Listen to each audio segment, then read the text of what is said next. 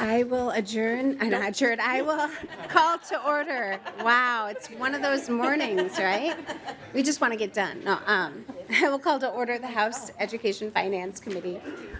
And the first order of business is the approval of the minutes. Representative Jordan, would you like to move the minutes for March 13th? Or Representative Purcell? Well, Madam Chair, I will make a motion to approve the minutes for March 12th. March 12th, yes. Because I think today is the 15th, so I don't have minutes yet for the 15th. So I will make a motion to approve the minutes of March 12th. And I think they look great, and I ask for members. 13th, because today is the 14th. Okay. The minutes are actually the 13th. It just has the wrong date on the top. Yes. We're sorry about that. So, Date. I'll make a motion to move the minutes in front of me, and I trust the clerk will make sure it is the correct date on the piece of paper that we end up putting in the official record. thank you so much, Representative Jordan. I think everybody's really tired today. Representative Jordan moves the minutes for the approval of the minutes for March 13th. Are there any other questions on the minutes with the technical correction? Any other questions? Seeing none, all those in favor of the minutes for March 13th say aye. Aye. All those opposed, no. The minutes for March 13th for the Education Finance Committee have been approved. Thank you, members. Now, let's move on to Representative Norris, who has our first bill on the agenda, House File 4117. Welcome back to the committee, Representative Norris. Once you get settled, go ahead and let's see. I will move House File 4117 before the committee because I always love a good discussion around local operating revenue and equalization. So with that, Representative Norris, go ahead and present your bill. Thank you, Chair Joachim and members of the committee. House File 4117 aims to further the state's investment in our public school students and educators while bringing more parity to school district funding across the state. The bill has several features. It increases the local option revenue amount by approximately $200 per pupil, a figure that hasn't been adjusted since it was established in 2014. It establishes a cost-based reimbursement for a school's unemployment insurance costs and paid family medical leave expenses. And it reduces disparities among school districts with varying property tax bases by increasing the equalization factor for both local option revenue and the operating referendum, meaning more assistance to low tax-based districts. I have two testifiers joining me today who will share more about the benefits of increasing state aid to our schools and increasing property tax fairness across districts. Thank you. With that, first testifier, go ahead and state your name for the record and proceed. Thank you, Madam Chair and members. My name is Scott Cronquist with the Association of Metropolitan School Districts, and thank you for the opportunity to make a few brief remarks in support of House File 4117. I want to thank Representative Norris for carrying this important bill that would significantly enhance the stability of our education funding system. Last session, Madam Chair and members, you all approved a tremendous investment in our schools and made significant progress towards stabilizing the funding system. Specifically, linking the formula to inflation, reducing the cross subsidies in special ed and English learner, and allowing locally elected school boards to renew an existing referendum were a tremendous help in bringing greater stability. House File 4117 would bring further stability and greater equity to the funding system. Local optional revenue is an important funding stream, providing just over 6% of general education revenue on a statewide basis. However, as Representative Norris noted, it has been frozen at the same level since it was enacted about a decade ago. Likewise, the equalizing factors for LOR and operating referendum have been badly eroded by inflation over the years. On a statewide basis, referendum revenue and local optional revenue comprise 15% of general education revenue for school districts. For some districts, that number is significantly higher than that and is even more important for their general fund. House File 4117 would make great strides towards stabilizing these two important funding streams. I'll stop there and leave it to the two following testifiers, to share a little bit more information. Thank you. Thank you, Mr. Kernquist. And with that, maybe Mr. Strom, can you just briefly go over the runs that are in our packets? Just describe them, please. Madam Chair, members, there's a printout on legal page turned sideways for you that shows a couple of things, including the impact of House File 4117, using the February 24 forecast estimates for fiscal 26, which is the 2025-26 school year. This printout's organized like many of those you see in the committee, with the strata grouped at the top and then individual districts listed in district number order following. The pupil count is in the first column.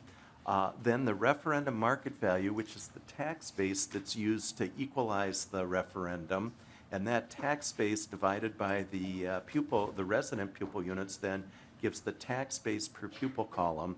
And that column you can see there in the second column of up and down the list, you can see the average district's tax base per pupil of referendum market value is $905,398. And then it gets into the calculations of the existing formula and then the proposed change.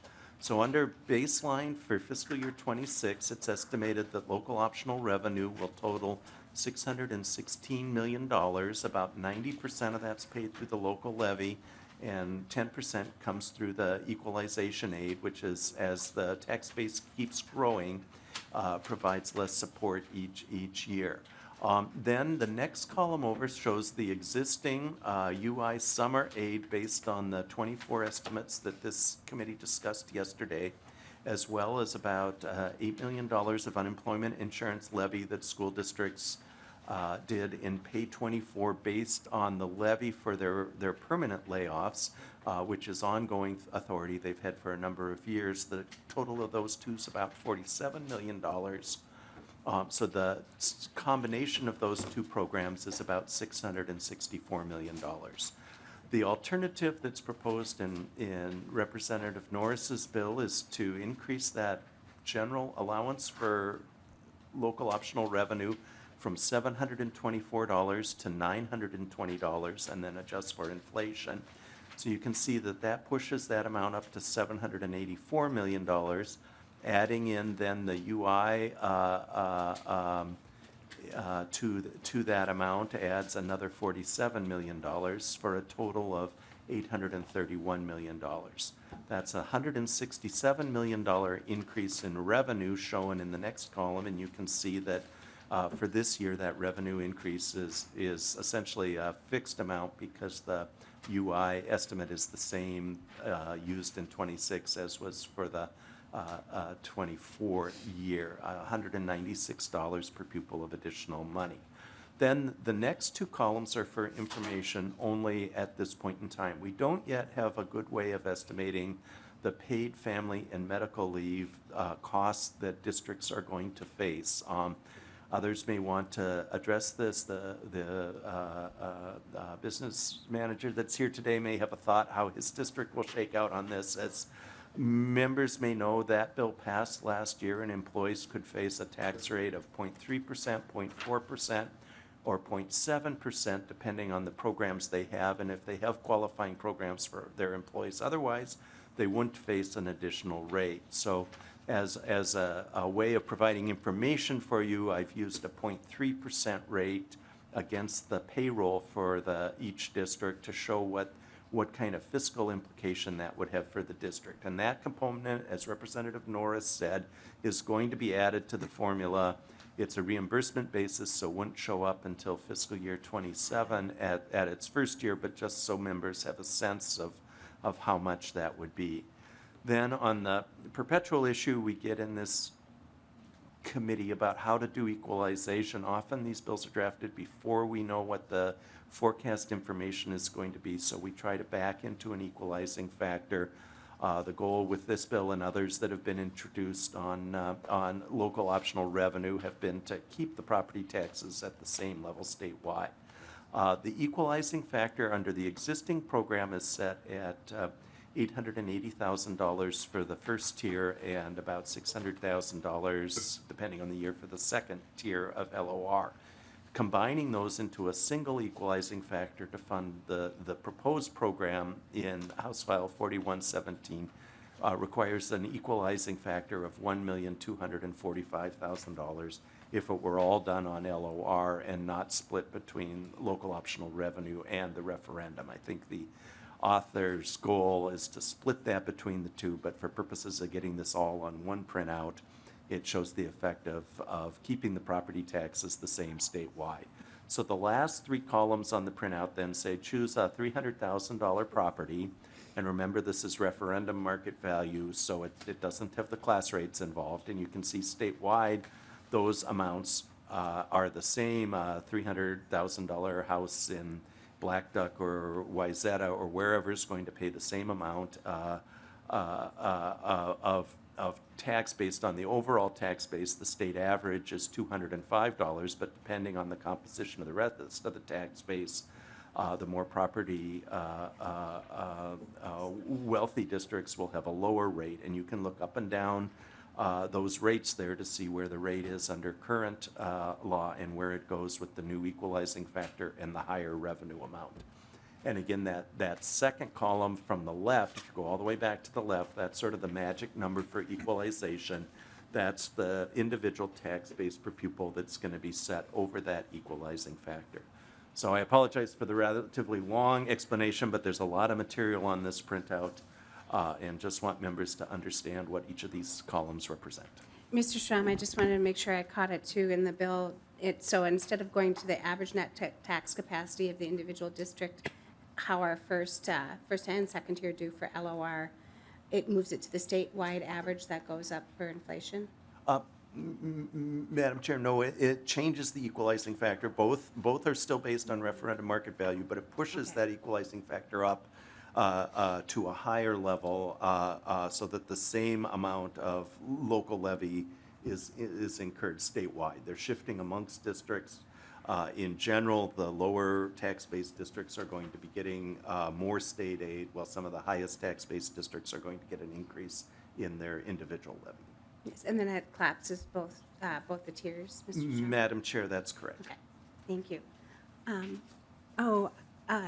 Representative Bennett, you have a question for Thank you, Mr. Madam Strom? Chair. I do have a question for Mr. Strom. And Mr. Strom, the other day I was asking you to read my mind, and today I'm going to probably ask you a question that has no answer, but I'll try anyway. And obviously all this is so complicated, and there's different, not for you, but for me.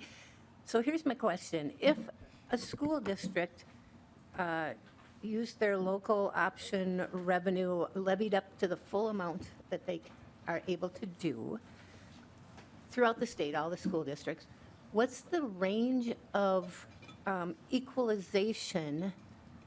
And I know it's different for every district, but could you tell me, like, some districts will get 10% equalization and others will get 90% of that cost? Or, did you get my question? I'm not sure if I'm making it clear. Yes, Madam Chair, Representative a Bennett, range? that's a really good question. I sort of ran out of columns on this printout. On the spreadsheet itself, though, if we take one of the districts, I believe in your area is the Alden-Conger School District, District 242. They're very low tax base, relatively low tax base per pupil, as is Albert Lee. Maybe we just use Albert Lee for convenience. District 241, and you can see that under the current or under the equalizing factor for them, it's about $494,000 per pupil, which is less than or is about half the state average. So under current law on the aid levy split for that district, under current law, there's $2.5 million of revenue, and 1.7 million of that comes from levy versus 800,000 from the state aid. So about a third is state aid in a relatively property poor district like Albert Lee. Not to pick on anyone's district, but just because it's real close by. If you go down to Red Wing, just a few districts down, the Red Wing School District has $1.1 million of tax base per kid, quite a bit higher than Albert Lee's. And if you look at the same mix there, out of their $1.8 million of revenue under current law, that full amount comes from the local levy because their tax base per pupil is over the equalizing factor. So the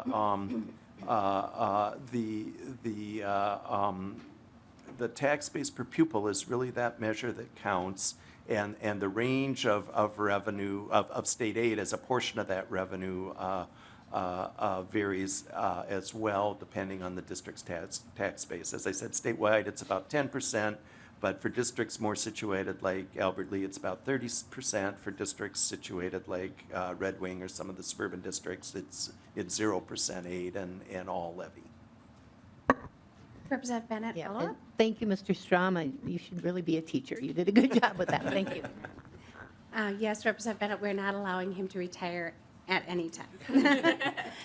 Thank you, Mr. Strom. And with that, we'll go to our first testifier. Please state your name for the record and proceed. Good morning, Chair Joachim, committee members, and Representative Norris. My name is Jeff Holmberg, Superintendent with Centennial Schools. I'm here to testify in support of House File 4117. I'm representing the Centennial Schools community, which includes Blaine, Centerville, Circle Pines, Lexington, and Lino Lakes, as well as two partner organizations, the Association of Metropolitan School Districts, AMSD, and Schools for Equity in Education, SEED. We support the proposal to increase the local optional revenue formula. LOR has remained stagnant for the past 10 years since its inception, and we advocate for the increase to $920. The bill also links local optional revenue to the formula to prevent erosion to inflation in the future. We strongly advocate for aligning future LOR calculations with inflation to provide a consistent and indexed approach that would bring stability and predictability to our budgeting process. Since our community is predominantly residential, tax relief is our top priority. And this bill promotes greater property tax fairness by increasing the equalizing factor for both local optional revenue and operating referendum, and equalization is paramount to our district. So we support any measure to reduce the property tax burden on our taxpayers. Secondly, this bill has several important provisions. This bill allows school districts to use local optional revenue to be reimbursed for costs for unemployment insurance and paid family medical leave. Temporary funding for unemployment insurance costs has been provided, but it will be an unfunded mandate when the funding runs out. As an example, this past summer, unemployment insurance costs for our district surpassed $300,000. And we anticipate a further increase in the upcoming summer of 2025. There is currently no identified funding stream for paid family medical leave, so school districts will have to use general fund dollars revenue in order to cover that cost when the program goes into effect. A sustainable funding mechanism is crucial to ensure continued success of these programs without placing an undue burden on our budget. We extend our gratitude for your commitment to addressing these vital issues and look forward to the future of this legislation's positive impact on school districts and communities. Thank you, Representative Norris, for authoring this bill, and thank you for the opportunity to testify today. Thank you, Superintendent. With that, next up is Director of Finance and Operations at Minnetonka Public Schools, Paul Burgoyes, which you will have to pronounce for me. Please state your name for the record and proceed. Chair Joachim, it's Paul Bourgeois with Minnetonka Public Schools. I'm here testifying on behalf of also AMSD and MASBO and MREA. And thank you, Representative Norris. The testifiers have talked a little bit about property tax equalization and that measure. So I'm just going to talk more about why this is really important to every school district in the state. And I'm going to use a metaphor. I wore my battleship tie today because our school districts are kind of like, they're Minnesota's fleet.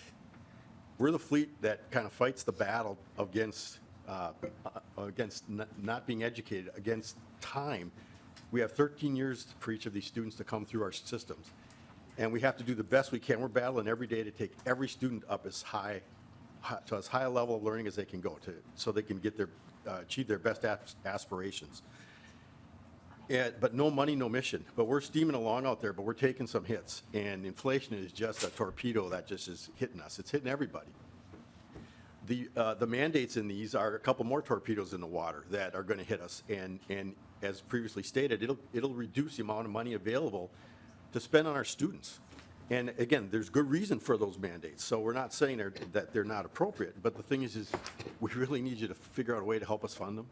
The $196 is, I'm going to mix in another metaphor. The $196 is going to be like, a man in the desert stumbling upon an oasis. Right now, the MSD districts are at cumulative $317 million of budget reductions. And that's probably because of inflation. I mean, we're having to take care of our employee groups because they're actually getting just hammered. And every school district's general operating fund budget is 75 to 85% salaries and benefits of the staff that actually help these students become the best they can be. The reason we have $920 in there, if you take the original tier of the $424 from July of 2014 when we first got it, utilizing the Bureau of Labor Statistics inflation calculator, that'd be worth about $552 right now through February with the latest in statistics that they just published for the CPI. And then the inflation calculator from July of 2020 for the $300 tier, that would be worth about $359. So you're talking about $911, and when we're proposing this, it's like by the time we get these funds, there'll be additional inflation because we won't get them until July of 2025. So we thought $920. It's a nice round number in that regard, but it's also reflecting there'll be additional inflation between now and then. So again, this is really important money. It's going to be important to every single school district in the state if you can find a way to do it. I know there's going to be a tough budget biennium next year. If you can find a way to fund this, it'd really be received by a bunch of grateful school boards and school district personnel. Thank you. Thank you, Finance Director. With that, I believe we can go to member questions. Lee Kunish. Oh, did I see I think they. Representative but Bakeberg? he's Cretia. Sorry, Lee Krisha. I It's clearly okay. have not had coffee this morning. Lee, Put me at would the you end. mind if you go at the end? Okay, Representative Bakeberg. Thank you, Madam Chair. I thoroughly enjoyed that. That was comical. So thank you to the testifiers. And how do you say your name again? It's French, bourgeois. Bourgeois. So Mr. Bourgeois, thank you very much. Your expertise, your boots on the ground perspective is really helpful. So maybe this question could be to Mr. Bourgeois, could be to Mr. Norris, but that local option levy, can you just clarify who decides that? Mr. Bourgeois? Thank you, Chair Yuki. Yes, Representative Bakeberg, it's local optional. So literally, the school boards have the ability to levy anything from 0 to 724 right now. It's been that way from the initial enrollment or initial startup of it. Most of the districts are going to the top, but there have been some districts in the past when equalization was a little tighter that are not utilizing the full amount. Representative Bakeberg, follow up. Thank you, Mr. Bourgeois. And I think in your testimony, you talked about some of these mandates that were passed last year. We had a conversation yesterday, but, and just for the sake of time, I'll answer my own question. But Mr. Bourgeois or the school districts or represented, they did not decide on paid family medical leave. They did not decide or advocate for unemployment insurance. What they're doing now is asking for a funding source for this, because if those two things are coming, have come or are coming, and if there's not a funding source for this, it will result in budget reductions even further than the $300 million that AMSD has talked about. So, thank you for getting creative. It's a wonderful creative idea on how we look at things. But I think this is going to, depending on equalization, this will be an increase, or could be, depending on factors at the local level, and it puts the onus on our local school boards to have to make determinations on how to fund programs that they did not ask for. So that's the tension that I see in this. So this, in my opinion, this bill is really trying to cover the new mandates that were passed by the DFL last year. It isn't new money. It is trying to cover the mandates from last year. So thank you. Thank you. Any further questions before I have a few? Seeing none, I'm not sure, Representative Norris, who would be the best person, maybe Mr. Grunquist?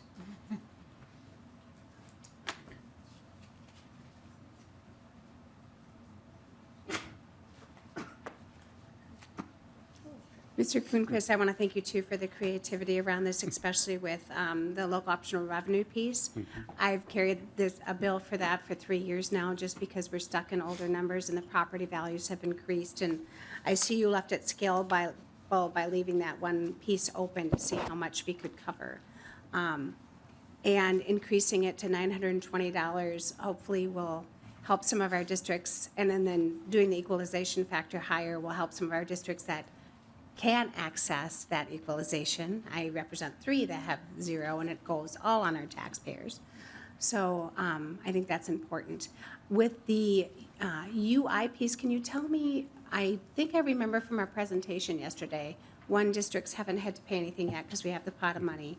But 2, do you, what do you do for your other employers, or when you do have the employees that qualify and had qualified in the past for UI? How do you pay for that? Don't you have a levy stream that does that as well? Yes, Madam Chair, thank you for the question.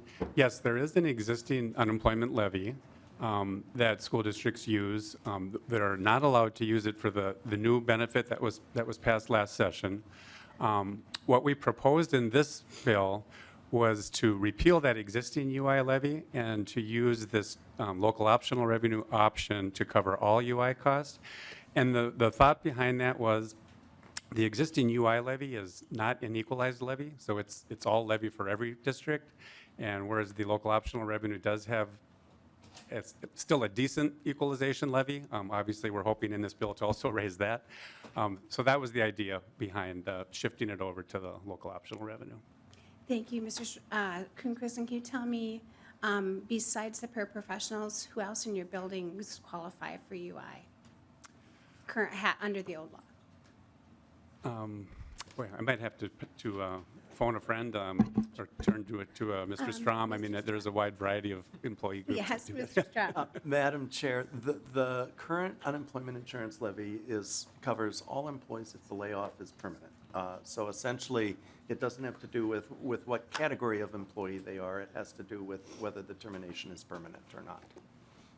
And one note about the estimation of that, and Business Manager Bourgeois or the Superintendent Holbert could speak to this, is because the districts actually don't know the amount for a couple of years, on the levy forms, they put a round number, their best guess for that year, and then it's actually 2 following levy years later before the final number gets keyed in. So there's always an adjustment 2 years after for that, because they have to estimate ahead of time how many people might they lay off during the next year and put that on the levy. So that adjustment's full 2 years out. So that current cycle for that is sort of a 3-year cycle. So just in case members are looking at the individual data and wondering why a district may say their unemployment insurance levy is $200,000, that's their best guess, rounded of course, but it's really not until 2 years later that number is finalized. Thank you, Mr. Strom. And then one last question from me, and then I'll see if other folks have questions. Can you remind me, and I know it depends on the contracts, but there's already current employees in the school districts that have paid family and medical leave. Is that accurate? And who would they be? Madam Chair, there are, Mr. Bourgeois might be a better option. I don't know if you have any information on that, Mr. Bourgeois. I'll turn it over to him because he might be able to give you a better answer than I can. It's really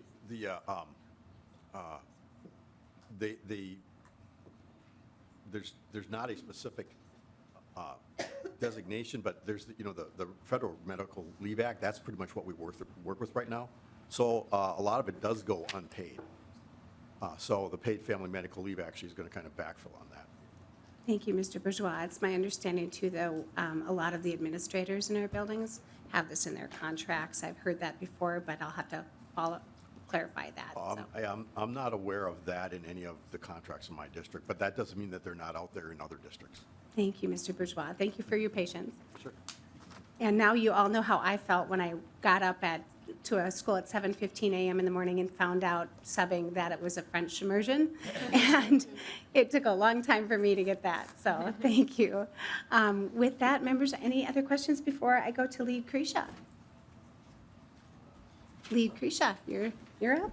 Thank you, Madam Chair. And in all respect to what we do down here, there's a lot of things that can be true at the same time. I think we can all recognize that taking care of employees and helping school districts is very important, as well as the students that they serve and the families.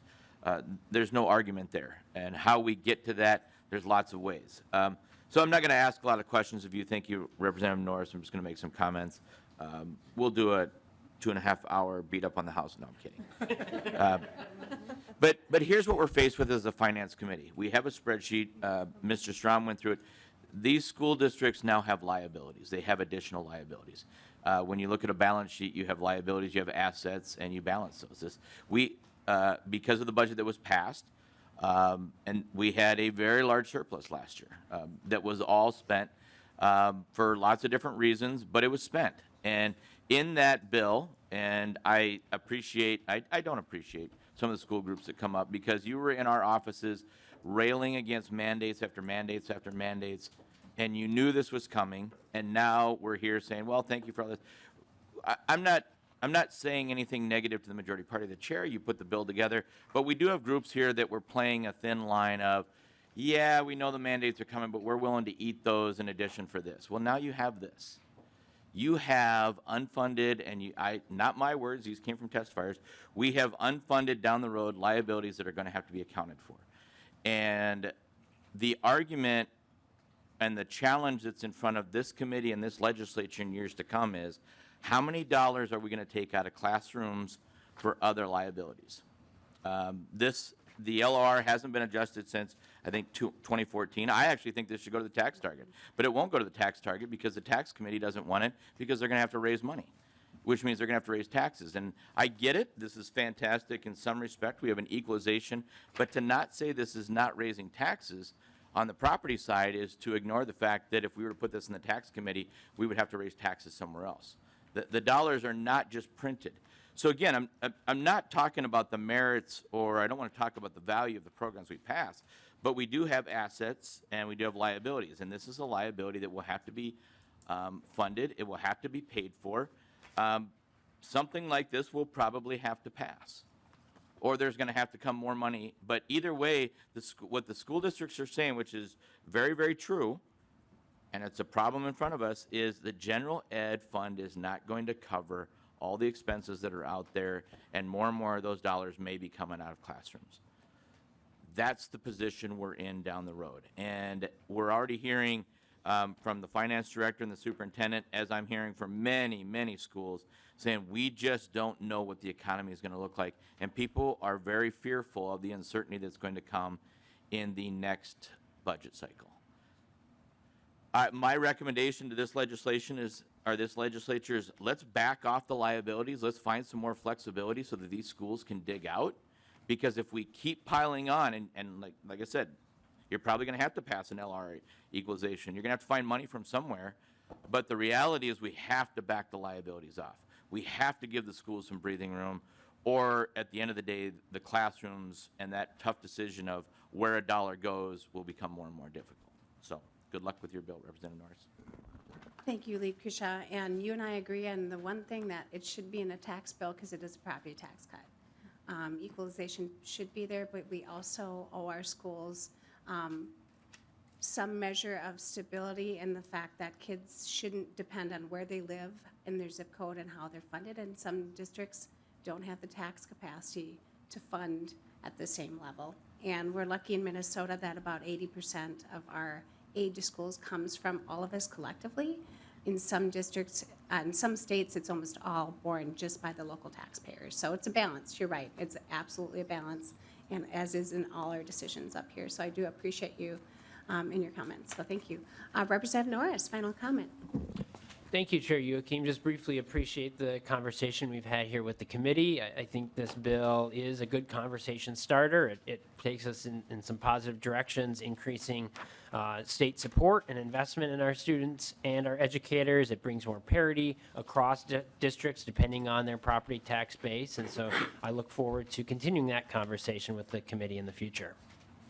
Thank you, Representative Norris, and thank you for bringing this bill forward and being willing to dig in Equalization is not always exciting, but it is very interesting all the time. I have an entire page of notes here from Mr. Strom yesterday, so I appreciate his efforts. Thank you. With that, members, we will lay over House File 4117 for possible inclusion in the Education Finance Bill. And next up on the agenda, we have Representative Hicks for House File 3780. Another very just uncomplicated topic with special education funding. All right, as soon as you get settled, Representative Hicks, Representative Clarity, would you like to, oh, sorry, Representative Virnig, would you like to move House File 3780 before the committee? Representative Virnig moves House File 3780 before the House Education Committee. Representative Hicks, your bill's before us, and I believe you have an A3 amendment. I do, Chair. I do have an amendment. Thank you. The Want to amendment, briefly describe it? yes, the amendment is designed to really get the bill in the shape that everybody thinks it should be in. We have worked tirelessly as a team, talking to all of our stakeholders to make sure that we get this right. So that's what we're doing here. Thank you. Representative Virnig, would you like to move the A3 amendment before the committee? Thank you. Representative Virnig moves the A3 amendment in front of the committee. Any questions on the A3 amendment to get the shape in the bill? The author would like to discuss it. Seeing none, all those in favor of the A3 amendment, please say aye. Aye. All those opposed, say no. The A3 amendment has been adopted. Representative Hicks, go ahead. Thank you so much, Chair and Committee. Special education is complicated. It's complicated for students, it's complicated for families, it's complicated for teachers, it's complicated for districts. And there are pieces of it that are complicated for various reasons. But one of the pieces is paperwork. There are federal requirements, there are state requirements, and then there are also protections that are needed. And so finding a way to reduce paperwork and really look at how we can use special education funding to advance students with special education needs, making sure that they are included as a priority and represented as a priority, while also making sure that our teachers can do the wonderful job that they do of teaching.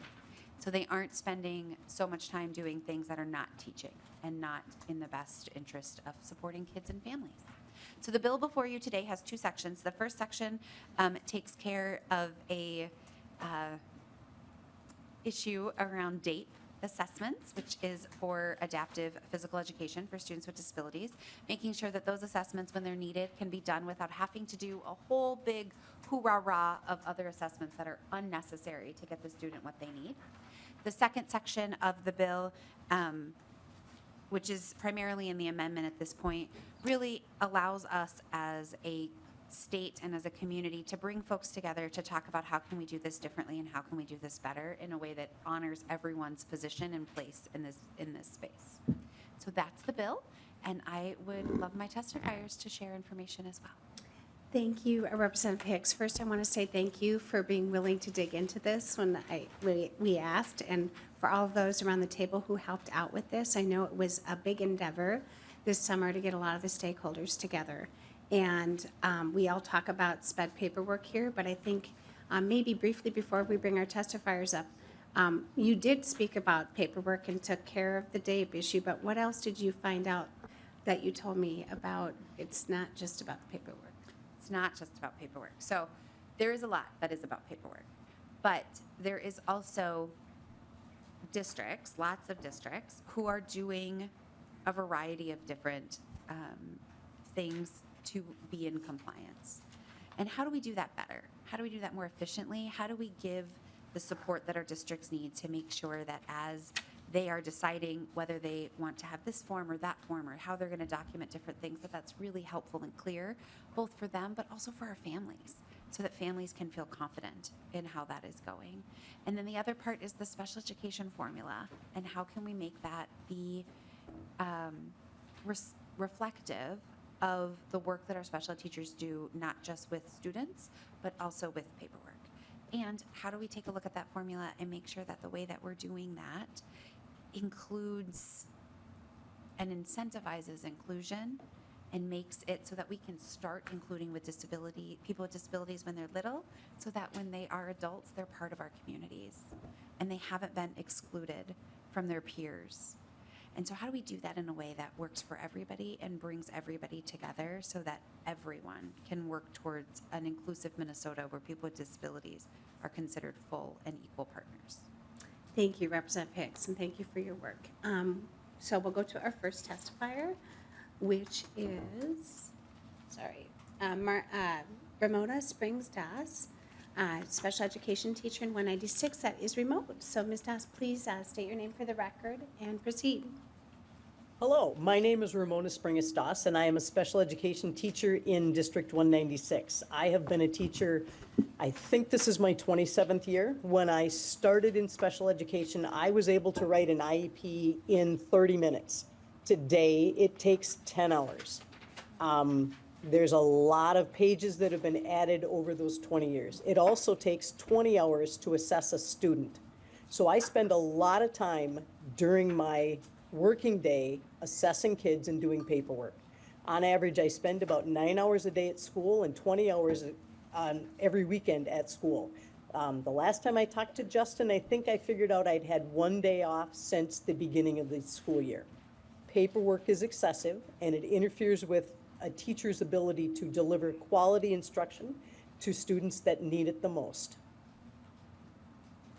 Thank you so much for your time. Thank you.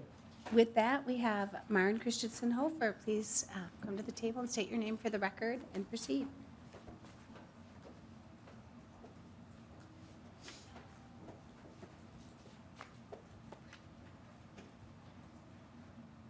Thank you, Madam Chair and committee members. My name is Maren Christensen Hofer. I'm the executive director for a nonprofit organization called the Multicultural Autism Action Network, and I'm also the parent of a child with a disability. And I'd like to start by saying thank you to Representative Hicks for bringing this bill and for really playing such an important leadership role in this discussion about paperwork and school funding. I mentioned in an earlier hearing that I think we've made more progress on this issue in this year than we have in the past decade by bringing stakeholders together to just have a really honest conversation about what the paperwork requirements are, what's required by state and what's required by federal law, and what teachers are actually being expected to do. And there's a big difference between those two, so thank you for bringing us to that discussion. I'd also like to talk about the funding aspects of this bill. There's a lot of really amazing things that are happening in our schools and some fantastic work that our special education teachers are doing. But quite frankly, we're also spending a lot of money on things that really don't work very well. If we look at our outcomes for students with disabilities, we hear a lot about how only about 50% of our students are doing reading and math and science at proficiency levels. But when you look at our students with disabilities, that drops to about 25%. And if you look at our students with disabilities who are also people of color, we're talking at about around 12, 13%. And that's something that should really be keeping us all awake at night. I know it does for me. The other thing that we really need to talk about is the inclusion settings. Right now, we have, I think, around 35% of our students in Minnesota are students of color. But if you look at our most exclusive federal settings for students with disabilities, where they spend very little time with non-disabled peers and sometimes are in completely separate buildings, about 50% of those students are students of color. Why is that? Again, that's something we really need to dig in closely. And that's not to say there aren't a lot of really amazing things that are happening in our schools. We had a fantastic example recently of the school, Nellie Stone Johnson, Minneapolis, which came up with a very inventive program whereby they were able to reduce their disciplinary calls by 75%. And the way they did that was simply by offering kids breaks when they need them. I mean, it really didn't cost the school much of anything. And that alone is a really admirable goal. That's a fantastic thing. But think about how much money the school is saving by doing that. Think about all of the paperwork that they don't have to fill out. Think about the suspensions and the expulsions that are not happening. Thinking about the emergency IEP meetings that are not happening. Think about all the forms that staff don't have to figure out. That's what we really need to discuss. And again, I'm really grateful to Representative Hicks for bringing this group together.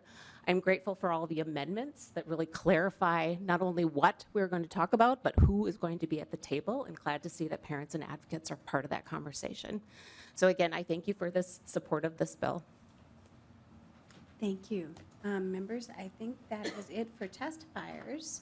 We didn't have any members sign up to testify publicly, so we'll go to the table. Representative Pryor. Thank you, Chair Joachim. Thank you, Representative Hicks.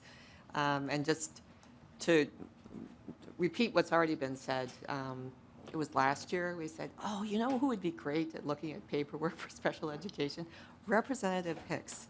And so I'm just taking credit for recognizing.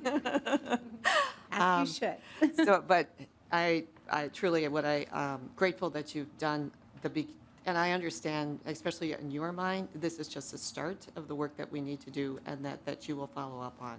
And so I will remind the policy committee, and I will remind this committee too, is that there is some great work that can be done that will really improve the education and the lives of the students that we're talking about with special education. And that as we do that, we're doing it by, we're addressing the workload, we're addressing the wasted effort that's going on right now. And that's not directed towards the education of our students. And so your work, and I think the reasons it's worked is that everybody knows that your motives are to do the right things for our kids and not just to kick the can down the road, ignore the problem, but that you're doing that and you're out there to make it better for our kids. And that you know that the people you're working with are doing it because they want to make it better for our kids. So thanks for the work that you've done, and thanks for the commitment that I see for you right now that you're making to continue this work into the future. Thank you. Thank you, Chair Pryor. I also, would you briefly, we should have gone over this right in the beginning too. Will you talk a little bit about the amendment and the possible costs that's brought you here in front of the committee today?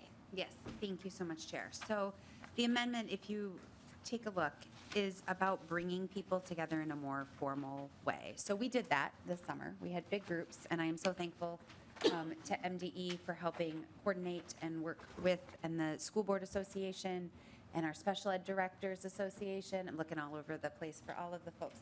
The Children's with Disabilities Consortium, Disability Law Center, OMHDD, MDE, and we started the conversations. And what we learned from those conversations is that it is so much more complicated than paperwork. Like, I wish it was just paperwork. That'd be super easy. We could have done all of that. I could have wrapped that up, tied a bow on it, and been done. But it's not just about paperwork. It's about the admin rules that affect the funding formula and how they are working or not working for schools. It's about the fact that our special ed teachers are asked to have one prep period and also do 35 IEPs and 17 evaluations and manage 14 paraprofessionals, right? It's also about that school districts are not always clear on what kind of documentation may be asked if they are taken to a due process hearing, so to prove X, Y, and Z component. And so some districts have 5 forms, and some districts have no forms, and some districts have 32 forms. And parents just want to make sure that their kids are getting what they need and that everything's okay. And you can't have those conversations informally. It's too hard. And in the special education community and the disability community, it sometimes can feel adversarial. That is just a statement of fact. And it's not because anyone's trying to hurt anyone or do anything wrong. It's because it's hard. And when we have to do hard, we have to do hard formally. So that's what the second part of this bill does. Thank you, Representative Hicks. Representative Edelson. Sorry, thank you, Madam Chair. And my phone, of course, rings like right as you call my name. Thank you, Representative Hicks, for your work on this. I came to the first meeting that you guys had, which was amazing, and it was so great to see the group come together. I really appreciate the fact with your amendment that you're doing an external consultant. I think that's a great idea, honestly. So often we pass laws in this building, and we don't always truly reflect on just massive reevaluation of how we actually are doing things. And you are absolutely right. It is district to district, IEP, the whole process is done is so different. And as one mom that has children in special education to another mom that has, I know as well, children in special education, you can feel as a parent as though you have done something wrong, that you just don't know are you helping your child enough? I mean, I love the DAPE assessments, that's separate, that's great. I remember having conversations because our son has a physical disability and it being like this big deal to do it. And I felt bad for the staff. But so I think there's this loss. Oops, there's this disconnect in terms of what's required and what the parent needs, what the child needs, and what the teachers have to do. And it just feels like in conflict with each other sometimes, and it shouldn't. So I just want to thank you for your work and your dedication and everybody that did the work. Any other members before I go to Lead Krisha? Lead Krisha. Thank you, Madam Chair. Thank you, Madam Chair, and thank you, Representative Hicks. So you're right on so many different things on this. I mean, and I've seen over my time here, we have gone over and over and tried to reduce the special education burdens that are out there. And thank you for identifying there's a huge difference between just the paperwork side and what really happens. But here's what I would offer. First of all, and I should ask a question. I'll ask Representative Hicks to the bill author. Do you have a consultant? Is there a consultant identified already, or is that just an open process? Representative Hicks. So there is not a consultant identified at this time. I am hopeful that MDE will be able to use different mechanisms to execute the contract quickly. Representative Krisha. Thank you. And so my last comment is this. Wherever you go with this, if you get it, great. But I actually think you could just mandate MDE to do this. Don't give them any money. There are plenty of people in this room who's had these conversations. We've had an auditor that's given us, we have the information out there. And I would even submit to you, if you came to me with a bill that said, here's 10 things we're going to repeal, I'll help you carry that. And then when all the special interest groups show up and start talking about and defending it, I'll help you. Because these are hard conversations, and every single thing that's going to have to be repealed is going to affect somebody somewhere, but we have to reduce the liabilities and burdens on these schools. We have to start somewhere. So I appreciate the road you're going down, but I would also submit an alternative path. If you can't get there, this information's out there. Lots of this information has been looked at many, many times, but you mentioned the challenge. The challenge is when you come up with 10 repeals, that's when people start coming out and fighting to keep those back in. And we are going to have those hard conversations. Good luck with your bill. Thank you. Representative Hicks, closing comments. Yes, thank you. I appreciate that we could just do stuff. It's true. We could just do stuff. Recording in progress. But well, that is awkward. But even if we just do stuff, if the districts have extra paperwork because they're nervous about something, well, then we didn't really do stuff. And even if we just do stuff, if kids and families feel like they aren't getting the protections they need, then we're going to have more lawsuits and districts are going to make more paperwork. So we're not going to actually do stuff. If we just do stuff, we're going to leave people behind. Yeah, we could. We could do stuff. We could say you don't have to do this, you don't have to do that. We could change the transition age to 16 instead of 14 and see if that works for getting kids into college when the rates of kids with disabilities going to college are already less than half of their non-disabled peers. I mean, we could do that. But when we do those things and we don't have conversations with community, we don't build trust and we don't make it better. We take parents and people with disabilities and we pit them against the people that are legally required to provide them services. We can do that. We'll have a lot more lawsuits. It'll be really fun for everybody. So I am hopeful that together we can build community, we can build consensus, and we can build real solutions that work for everybody and bring everybody to the table in a way that benefits kids with disabilities. Because when kids with disabilities get good, high-quality instruction early on, when they are included, when they are at the table with their peers, eating lunch and learning numbers, they become adults who are in our workforce and who are living in our apartments And we're using less supports and less services because they have natural supports and natural services and people in their lives that they can turn to for support and help. It's good for Minnesota, it's good for people, and it's good for our country. So, thank you. Thank you, Representative Hicks. And with that, we'll renew the motion that House File 3780 as amended be laid over for possible inclusion in the education finance bill. Thank you. Next up, we have Representative Virnig with House File 4788. Welcome to your committee. When you get settled, go ahead and move House File 4788 before us with the intention to lay it over for possible inclusion in a education finance bill. Yes, thank you, Chair. I motion that House File 4788 be laid over for possible inclusion. And go ahead. All right. Thank you, Madam Chair and committee members. In front of you today is House File 4788, a bill brought forward by graduate student advocate Ms. Kalia Pringle. This bill would require school districts to provide parents and students identified as needing additional support through the MTSS framework a list of resources from organizations that provide culturally responsive assessments.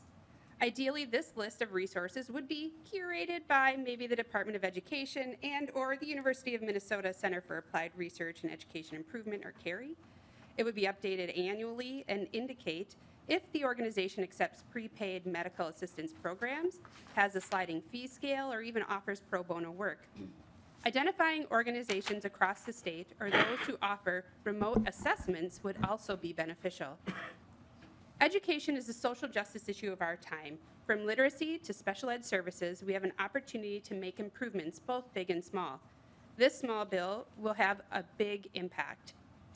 As a parent of a student with an IEP, that journey can be profoundly challenging and frustrating and overwhelming, as we just heard with Representative Hicks' testimonies. I am a cisgender white woman. I speak English. I have an amazing partner. We both work. We have insurance. I drive. I live relatively close to every service imaginable. I work in education. I'm on the PTO. I'm a former school board member, and I have friends and family who are deeply rooted in education. And when it came time to navigate assessments for my youngest, it took tapping into every resource I had to get him an assessment, which still took a year and a half. My spouse and I spent countless hours on the phone. We were on over a dozen waiting lists, and it took multiple visits to providers to finally get to the IEP process. During this time of uncertainty, I was given 2 pieces of advice. Don't let your child participate in the reading recovery program, or be unnecessarily labeled EBD because he will never graduate. You see, though I work in education, I am not a teacher. The best description I had for my child at the time was EBD. It was incorrect, but it was all I knew. Because of this advice, we pursued an assessment in kindergarten earlier than normal, and we replaced EBD with awaiting assessment from the professionals. I can only imagine how difficult this process is for someone with an ounce less of support. Having access to a list of resources of any kind would be helpful, but having them from organizations that provide culturally responsive assessments is a small step forward to that road on educational justice. With me today testifying is that graduate student and advocate, Ms. Kalia Pringle. Thank you so much. Please state your name for the record and proceed. Thank you. My name is Kalia Pringle, and I first want to thank Senator Quaid for authoring this bill for me. I don't know how she got me in front of you guys, but she worked her magic. And then I want to thank Representative Virnig for hounding me down yesterday, letting me know that I had a hearing this morning. So I'm really grateful. My name is Kalia Pringle, and I'm the State Director of the Minnesota National Parents Union, and I'm a recent graduate of Metropolitan State University, receiving a master's in secondary urban education, schooling, pedagogy, and curriculum. I'm here today to shed light on the critical issue of racial disparities in special education services, particularly around emotional behavior disorder. The research conducted by Professor Elizabeth Schultz and her colleagues at the University of St. Thomas Law Clinic has unearthed systemic structures that disproportionately affect Black children in Minnesota. Reading proficiency for Black children has been debated for many decades among scholars, educators, and politicians and others. Many argue poverty is the main factor and contributor for the gaps that exist between Black and white children. The federal definition of EBD, while comprehensive, leaves room for subjectivity, potentially allowing implicit bias to influence diagnosis. This raises alarming questions about the overrepresentation of Black children in special education services. State law such as Minnesota's broadened the definition of EBD highlights the need for a closer examination of how diagnoses are made and how they impact students' lives. Much of the research I found was on how the process and the label of EBD disproportionately impact Black children. Historical data from as far back as 1998 reveals troubling trends with Black children consistently overrepresenting in special education programs. Legislative efforts such as IDEA 1997 Amendment to IDEA and the 2004 IDEA Act aim to address these disparities by mandating data collection and revising placement policies. However, despite these measures, racial discrepancies persist, as evidenced by recent data showing Black students compromising 40% of disciplinary actions, despite only representing 11% of student population. Furthermore, the lack of systemic reporting to gauge the impact of special education services on Black children interactions with the criminal justice system is deeply concerning. This oversight underscores the urgent need to comprehensive reform to ensure equitable access to education and prevent the stigmatization and marginalization of Black students. Also, I believe we can save some money and paperwork, as discussed earlier. With so much overrepresentation in special education, it is my belief with some cultural competency, responsiveness, and guidance, services may be something as simple as groceries as opposed to an IEP. In conclusion, the data presented here paints a distressing picture of the state of special education services for Black children and other children in Minnesota. It is imperative that we address these disparities head-on by implementing evidence-based policies. Thank you for your attention to this critical issue. Thank you for your testimony. With that, members, we'll go to questions from the table.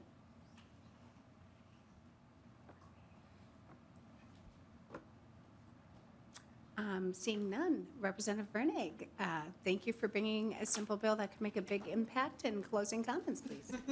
Yeah, thank you for your consideration of House File 4788. Accessing services is hard, but having a list of resources for organizations that provide culturally responsive assessments doesn't have to be. There may be more work to be done, but this is a great way to start the conversation. Thank you, Representative Pringle. I'm sorry, Representative Virnig, sorry. Clearly need more coffee. And the reason why this bill, I should have said this before, is before us is because it is adjusting money that we gave. It's not adjusting the money, but it's adjusting a bill where we provided money for last year in MTSS and Compass. The bill itself doesn't cost anything. So with that, Representative Virnig, I renew the motion to lay over House File 4788 for possible inclusion in an education finance bill. And members, we will be meeting Tuesday, Wednesday, and Thursday next week. We're working on the schedules as we speak. And with that, have a great weekend, and we're adjourned.